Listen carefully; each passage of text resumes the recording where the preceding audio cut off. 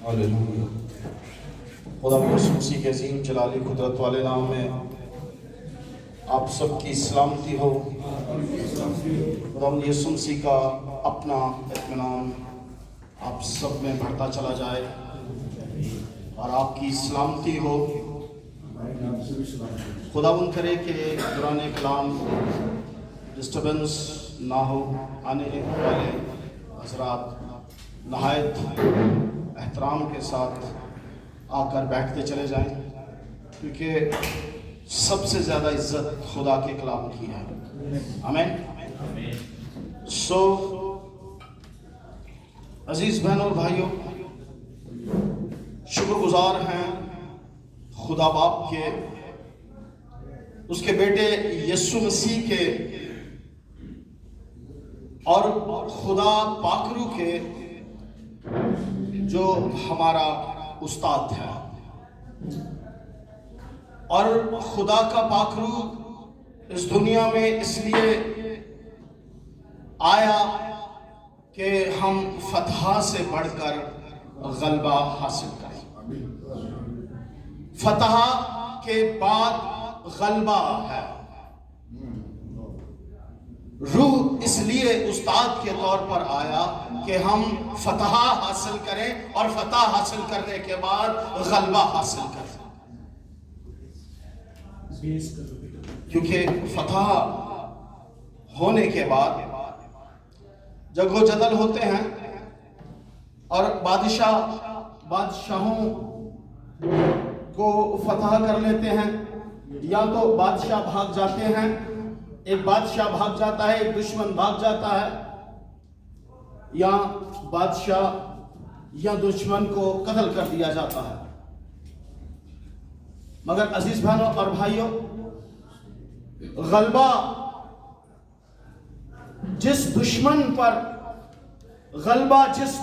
पर हमें पाकरू के वसीला से पाना है, उसे हम जानते हैं। और जब हमें उस पर गलबा हासिल करना है, सिर्फ फतह नहीं, फतह तो दे दी गई, मसीह यीशु के वसीला से फतह तो मिल गई हमें, पर गलबा, अब हम इस दुश्मन को मारते नहीं हैं, कत्ल नहीं करते, क्योंकि ये मारा गया है और कत्ल किया गया है। अब हम इस दुश्मन को अपनी एड़ी के नीचे कुचलते हैं और इस अपनी एड़ी के नीचे रखकर इस पर गलबा हासिल करते हैं। दुश्मन को कत्ल कर देना, बादशाह को कत्ल कर देते थे कि कहीं ये फिर पावर में आकर हमें मारना दे, कत्ल ना कर दे।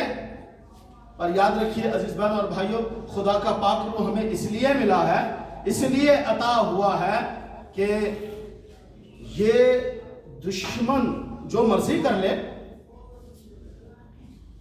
जिस तरह की भी चाल चल ले, हमें फतह से बढ़कर गलबा हासिल है। और हमने इसकी कोई एक चाल नहीं चलने देनी, क्योंकि ये दुश्मन बाहर नहीं है, ये हमारे अंदर है, याद रखिएगा। और हमने इसे अंदर से मारना है।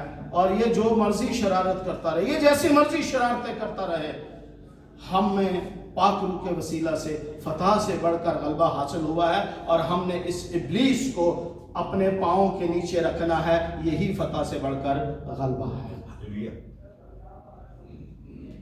इसलिए हमें ना तो परेशान होना है, ना हमें डरना है, क्योंकि पाक रूह इसलिए आया है कि हमें गलबा फतह से बढ़कर हासिल हो।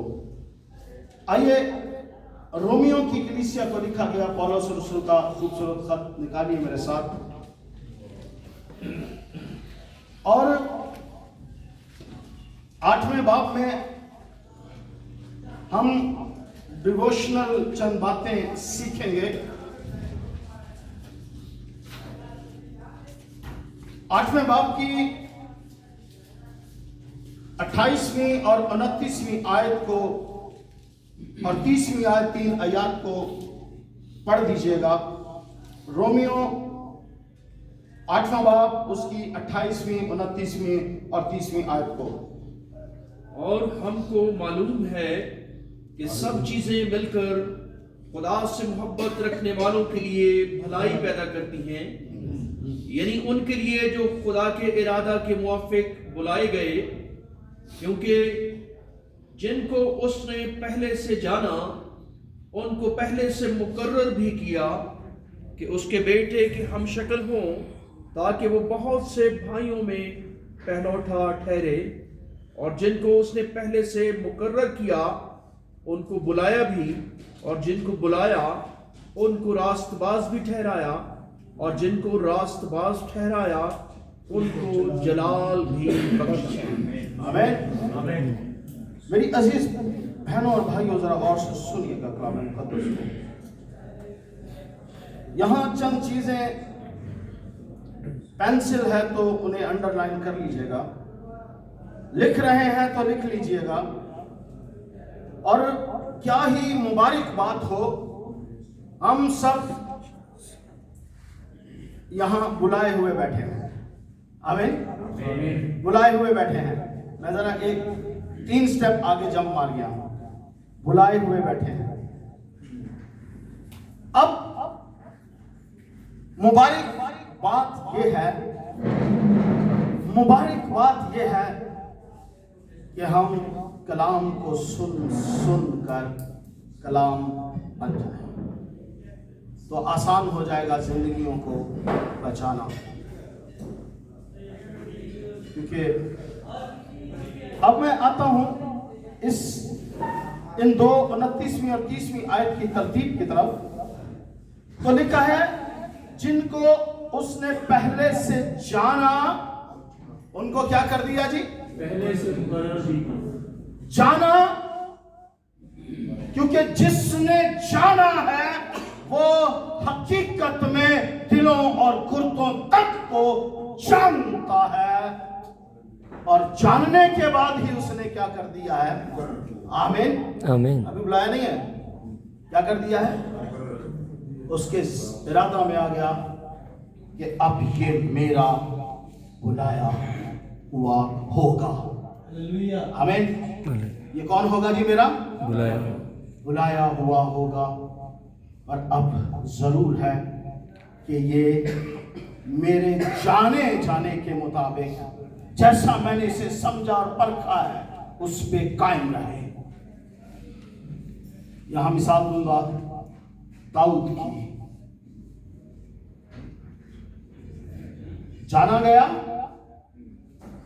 और फिर क्या हो गया जी? मुकर्रर कर दिया गया कि ये बुलाया जाएगा। हालेलुया। बुलाया जाएगा, मुकर्रर कर दिया। काम क्या कर रहा है अभी? वो अपने बाप की भेड़ें चरा रहा है। ध्यान से सुनिएगा जी। काम क्या कर रहा है? अपने बाप की। खुदा के इरादा में क्या है? क्या होगा? ये मेरे दिल के मुताबिक का बंदा होगा। पर काम क्या कर रहा है अभी? अजीज बहनों और भाइयों, जरा गौर से सुनिएगा जो बात मैं कहना चाहता हूं।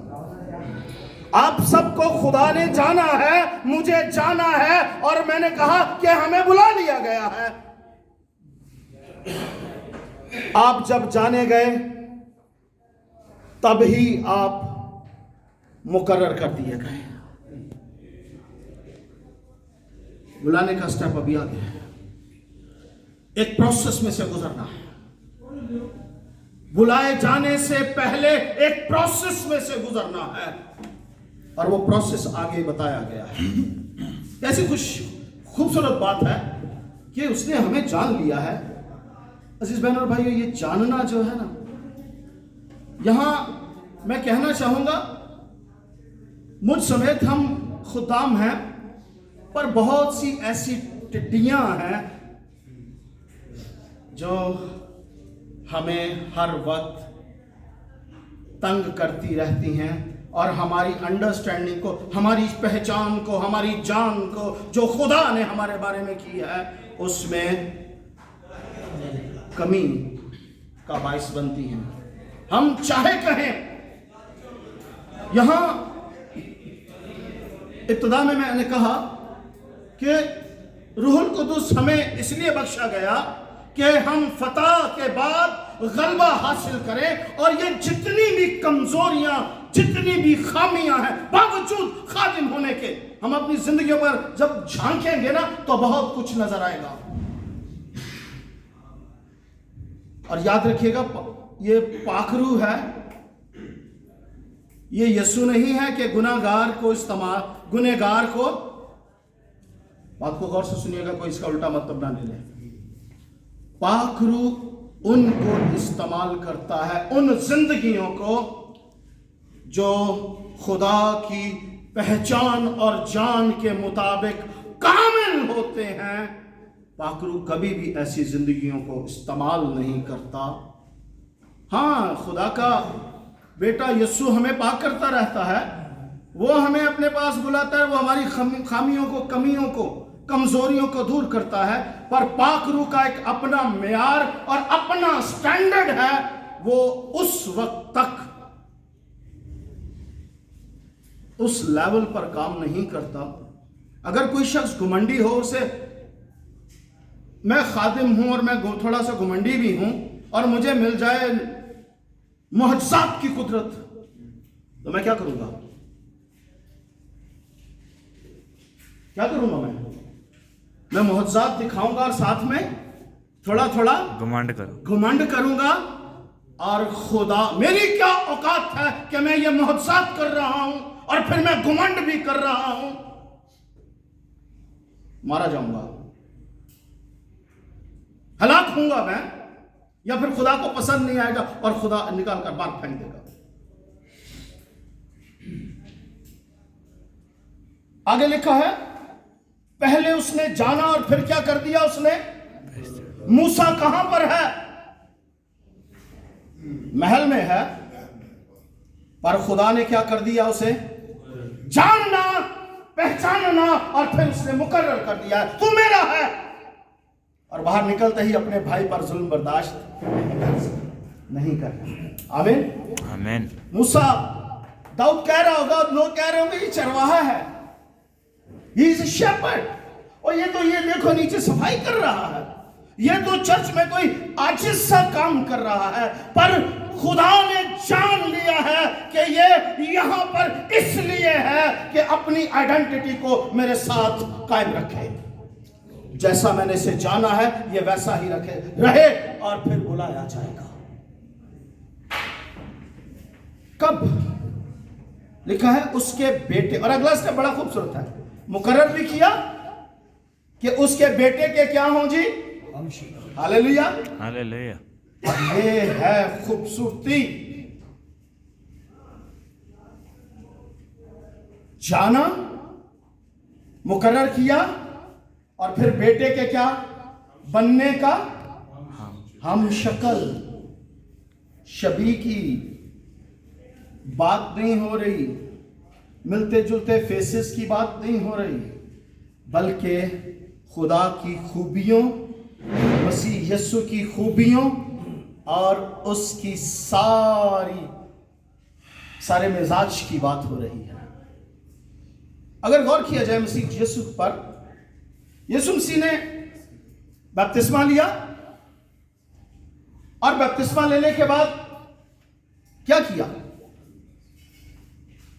पुलपट पर चले गया। यीशु मसीह पुलपट पर चले गए, किसी बड़े स्टेज पर जाकर कलाम सुनाने लग गए। यह जस्ट आफ्टर बपतिस्मा, मत्ती 4 बाब में लिखा है कि रूह से कहां ले गया? सुनिएगा जी, रूह कहां ले गया? हम खादम ही वहां बनते हैं जहां मसीह के जाने को कायम रखते हैं, खुदा के जाने को, कि मैंने इन खूबियों के साथ इसे जाना था, अब ये उन खूबियों पर क्या है? कायम है। बियाबान में ले गया, क्यों? ताकि ये सीखे, ताकि हम सीखें। हम मसीह से हटकर अपने यहां आते हैं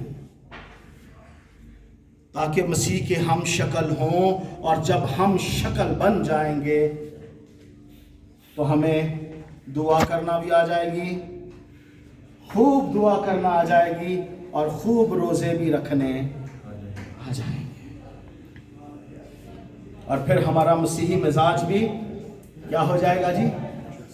कायम हो जाएगा। हमारा मसीही मिजाज, मसीह की शक्ल पर दर्जा बदर्जा हम ढलते जाएंगे। खुदारा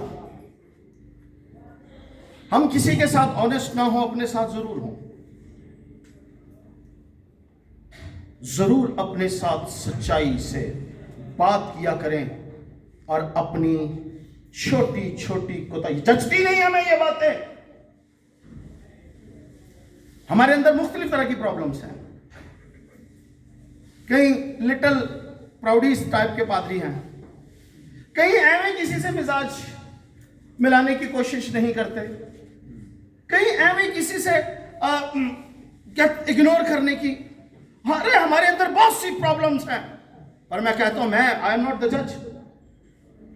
मैं अपने आप को देखूं, मैं अपनी कमजोरियों को दूर करूं, ताकि मसीह का हम शक्ल बन जाऊं।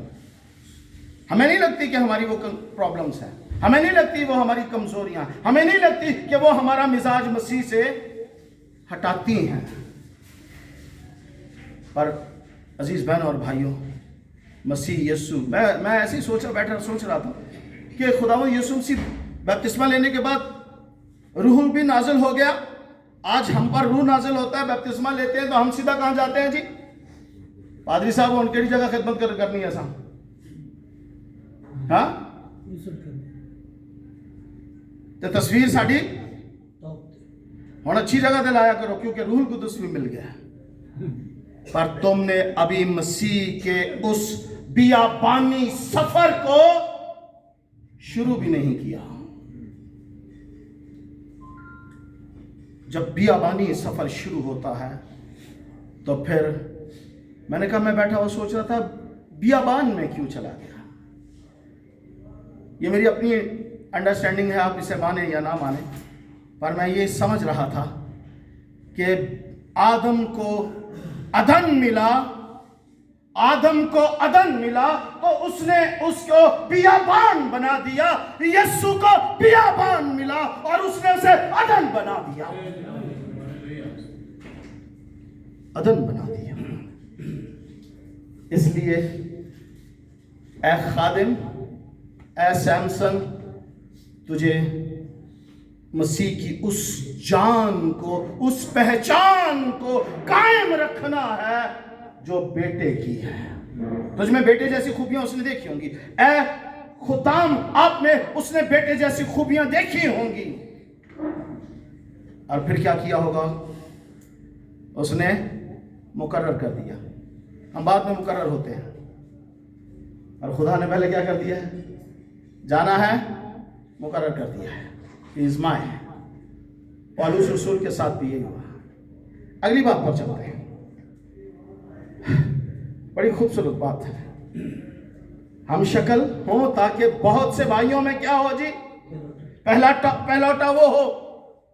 और जो पहलौटा है, छोटे भाइयों को भी कैसा होना चाहिए जी?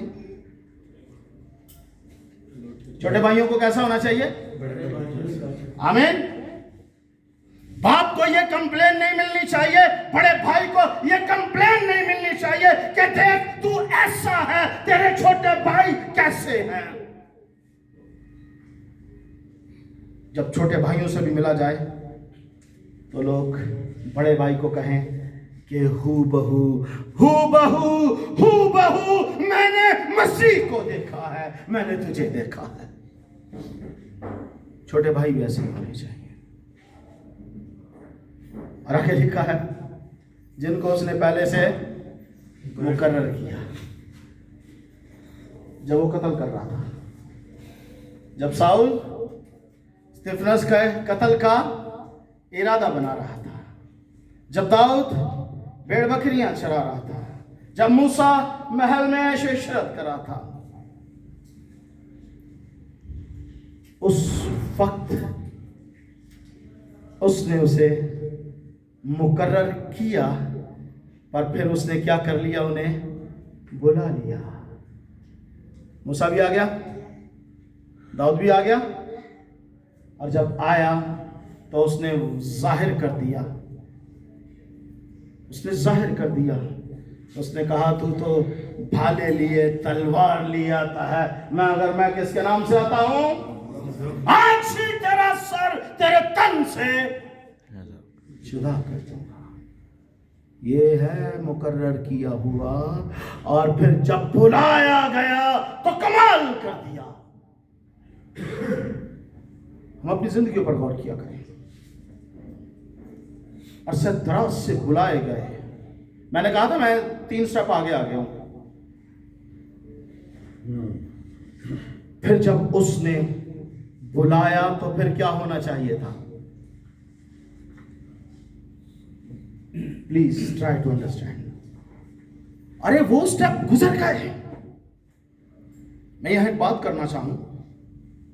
एक खादिम मैं ही हूं, या एक मिसाल देता हूं, जबरदस्त खिदमत कर रहा है, वंडरफुल, उसने 6 महीने साल बड़ी अच्छी खिदमत की है, बड़ी खूबसूरत खिदमत की है, और एक दिन बैठा दुआ में कहता है खुदावन मुझे माफ कर दे, खुदावन मुझे माफ कर दे। ये किस तरह की दुआ आपको लग रही है? सुनिएगा जरा, फिर मैंने क्या कहा। वो एक दिन घुटने टेक कर कह रहे ऐ खुदावन मुझे माफ कर दे, ऐ खुदावन मुझे माफ कर दे। अगले लफ्ज मैं नहीं कहना चाहता। ये कौन सी दुआ है? ये वही कमजोरियां हैं, ये वही जिस्म है, ये वही जिस्म है जो हमारे सामने आता है। ये हमारे सामने आना नहीं चाहिए, नहीं आना चाहिए। अगर आप इसी हवाला में 8वें बाब में आए तो जरा एक आयत को देखिएगा, यहाँ बड़ी खूबसूरत बात लिखी है। 8वें बाब में तीसरी आयत से पढ़ता हूं। इसलिए कि जो काम शरीयत जिस्म के सबब से कमजोर होकर ना कर सकी वो खुदा ने किया, यानी उसने अपने बेटे को गुनाह आलूदा जिस्म की सूरत में और गुनाह की कुर्बानी के लिए भेजकर जिस्म में गुनाह की सजा का क्या किया जी? ताकि क्या लफ्ज लिखा है? ताकि शरीयत का तकाजा का क्या था? शरीयत का तकाजा क्या था? अरे जिस्म कैसे शरीयत का तकाजा पूरा कर सकता है? क्योंकि जिस्म तो मादी है, कसीफ है, और जब लतीफ आएगा तो तकाजा पूरा हो जाएगा। खुदा का रूह आएगा तो तकाजा पूरा हो जाएगा। शरीयत तकाजा करती है तू जिना ना करना, और ये रूह हमें इसलिए बख्शा गया कि अब जिस्म पर इतना कंट्रोल हो जाए, बदन पर इतना कंट्रोल हो जाए कि देखना भी बुरा लगे। आमीन। अरे शरीयत का तो करने वाला गुनहगार होता था ना, पर ये फजल का तकाजा ये है कि अब तुम इतने प्योर हो, अब तुम इतने जबरदस्त हो, अब तुम इतने पाक हो, अब तुम इतने हम शक्ल हो कि गुनाह का तुम पर कुछ असर हो नहीं सकता। हालेलुया। गुनाह का तुम पर कोई असर हो। फतह से बढ़कर मैं दरख्वास्त करूंगा, जो भी आए प्लीज पीछे खड़ा कर दे। चंद बातें सुनिए क्या कहता है कलाम।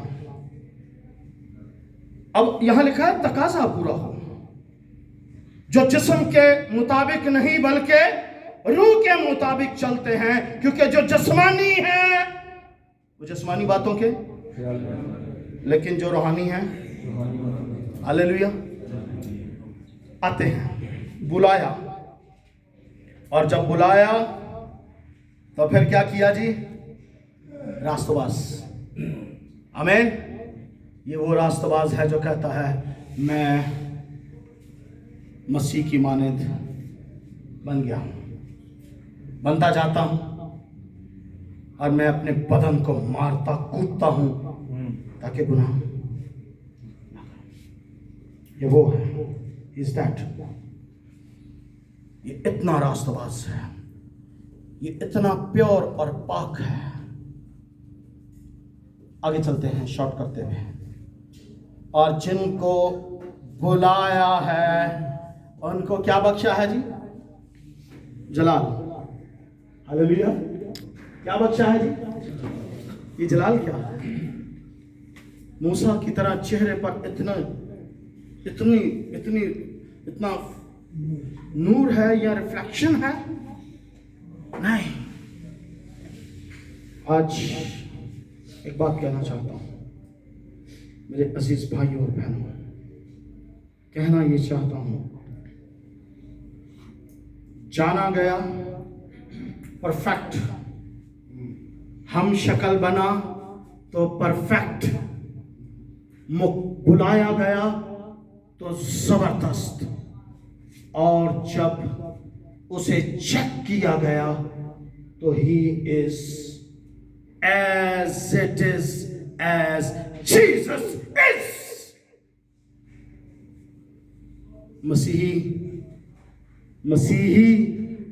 मसीह जैसा हुआ, लगा,